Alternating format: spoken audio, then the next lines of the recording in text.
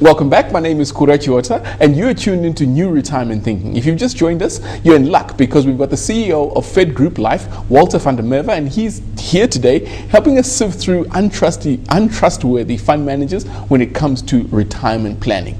Now, we've got this great goal. We are following the mantra, we're going to start saving 15% for 40 years of our working life. So we've got this very long-term goal.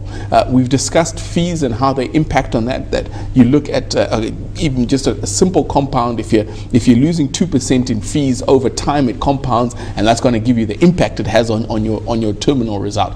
But how else do we keep an eye on getting to where we want to get along the way? So we've got a 40-year plan, but how do we check at year 5, at year 10, at year 20 that we're meeting our goals? A very simple formula to use is that you need to replace your income when you reach retirement. So you can check that annually. Checking it quarterly is just too much because there is volatility in the market, and that might distract you from your long-term goal. So once a year to say, what did I start with? What did I add to my retirement savings? In other words, what was deducted from our salary? By how much did it grow? And then you can see that value will compound for the next year. So it's a matter of being patient as well. 40 years is a very long time. And I mean, we as consumers, we want instant gratification. We need to realize that this is a long-term goal and save as much as you can. In other words, it's an affordability as well. When you save and you've set it in place for that year, you leave it for the year. You don't need to adjust it every month because that just detracts from your long-term saving. And as your life changes, in other words, your kids grow up, they leave the house, you've got less expenses, you can afford to save more. That's the good discipline that we need to apply.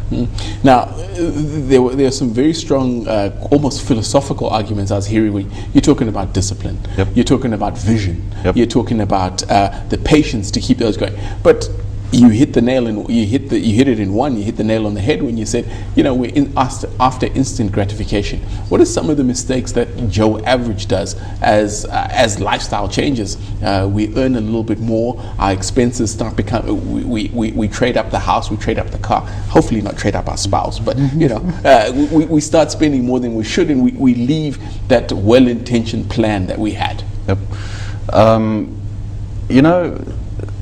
The best way I look at it is to say, if I want to achieve something, if I want to buy a car, own something nice, if I want a nice holiday, I've got to work to earn that. I've got to put the money away and ensure that I can achieve my goal. Apply the same reasoning to your retirement savings. It's a reality when we look at our parents, when they're already in retirement. Of course they rely on us, that's a good thing, but they also want to provide for themselves. Sure. I mean, how much more satisfaction can you get when you know that you've provided for yourself? You've been a responsible adult, you're a parent, so you're teaching your children, so they learn from you. So that's the way I would approach it.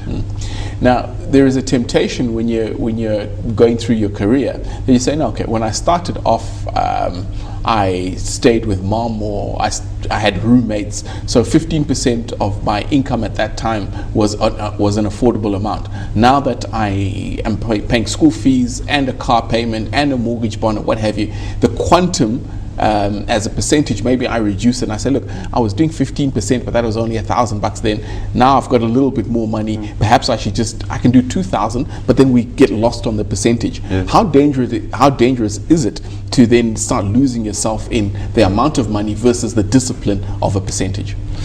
That's why we use percentages, because we don't see the rand amount. So it's again a matter of putting it in place, knowing it's there, thinking it through when you do put it in place, checking it annually, but then forget about it. Move on. It's in place. It's being put away every month for our retirement savings. The rand quantum is not what you should measure. It's the outcome that you want to measure. That's the goal that you want to achieve. You want to have sufficient money available to buy that pension in order to live a comfortable life. After all, you would have worked your entire life, and now you don't want to be destitute. That's the way I would approach it. Sure. Now, back to the issue of fees and the percentages thereon. who do we speak to keep everybody honest in the game? You can speak to your HR, in other words, your HR manager. They've got all that information. They've also got a responsibility to explain it to you. I mean, after all, we work for our companies because they provide us with good benefits, and this is a very, very good benefit.